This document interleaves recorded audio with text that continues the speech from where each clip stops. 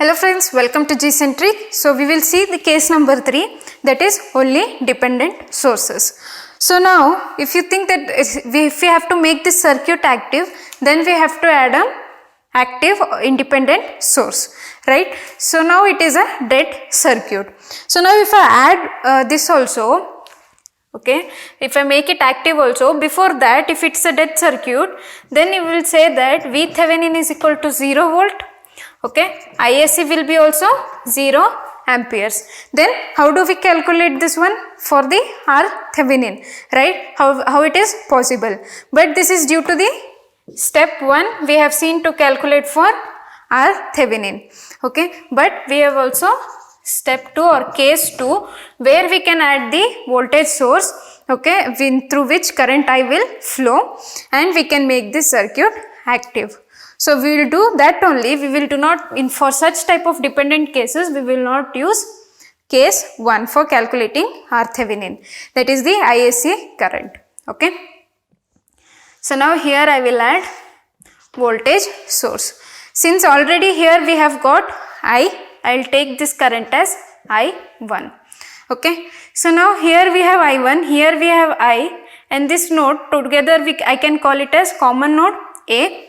Okay, so now if I see here across this, I have got voltage as V, okay, V, parallelly they are connected. So what will be the current through this one? It will be V by 2, right. So in this case, we can apply KCL, and through this circuit, let it be current I2 flowing, okay, or we will take it is here as in this, let it be in this direction only. Okay, so now we will apply KCL at node A. Okay, so what we will get? Incoming, this is I1 plus V by 2. Okay, so equal to I2 and I. Okay, so this is the KCL at node A. Then we do not want this term I2. Okay, first we will eliminate I2, because I want the ratio of V by I1. So I will equate this I2 equal to I1 plus V by 2 minus I. So this is the equation that I will get. Okay. So now everywhere I have got voltage and current. So I will apply KVL across the outer loop. So when I apply KVL here, if I go in this direction, minus 2I2, then minus 4I, and then if I go over there, plus V equal to 0. Okay. So now what will be the KVL? V minus 2I2 minus 4I. Okay. This will be equal to 0. I want the ratio of V by I. I2 I can replace this. Okay. In this case, minus 2I times I1 plus V by 2 minus I minus 4I plus V equal to 0. So when I solve this RAB, okay, that is nothing but across this terminal V by I1, when I get this ratio, I will get it as 1.33 ohms. Okay, when you solve it, you will get this ratio as 1.33 ohms. So this circuit exists, but you have to make it active by adding a voltage source, and through which current I flows. Okay, so coming to this 145th question, we have to find RThevenin across 1 and 2. Okay, so it is also a dead circuit, we have to make it active, right. So now if you see, these two are in series, so I can replace them with 10 kilo ohm and 100 ohm in parallel. Then here it is, okay, here I will apply V, and this is current I, okay, and this will be 99 IB. Okay, so from this one it is IB. Okay, all right. So now I will consider this as one node, okay, and this is the reference node, right. So this is whole together, it is one node. So if it is V, then V by 10K, okay, then we have got V by 100 equal to, this is incoming current I, and this is plus 99 I time B. So now this IB, I can replace it with V by 10K, right? I can replace this IB by V by 10K.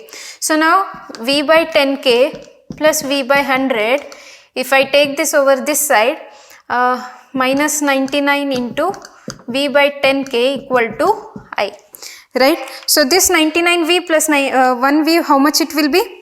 Okay, here the IB is in the opposite direction, right? So this will be from, it is 0 minus V, okay, because current direction is already given. So it will be in negative, minus V divided by 10K. Okay, so this is nothing but this is 0 volt, direction is already given, so we will take from higher potential to lower potential. This V can be negative also, right? So it will become plus. So when you substitute, it will become plus, and 99V plus V will be 100V divided by 10K plus V by 100 equal to I. So in this 10K, V by 100 will be left, okay, K and that if you cancel. So this is 2V by 100 equal to I, and the V by I ratio you will get it as 50 ohms. Okay, so this is how you will solve the using Thevenin's theorem for the case 3 only dependent sources. Okay, so now we will summarize, we will conclude whatever we have learnt in this theorem. So we will conclude this one. Okay, so we will come one by one cases. So for the first case, we have used only independent sources in which we have to calculate VTH, ISC and RTH, right? So how did we calculate that RTH? Using reduction techniques. So we have to inactivate independent sources. So in case 2, we have to find only VTH and ISC. Okay, so for this is the case for both dependent and independent. Okay, so in the first step, either we can, we have already calculated VTH, we have to calculate ISC depending on type of the circuit. Then you can easily find out RTH. So in this case, we have to not disturb any of the sources. Coming to the second method in this one, you can take the ratio of V by I, adding the circuit with the voltage source.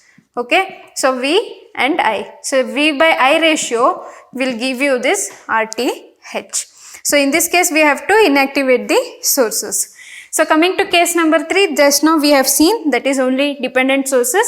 In this case, we cannot use this step 1 because VTH and ITH both will be 0.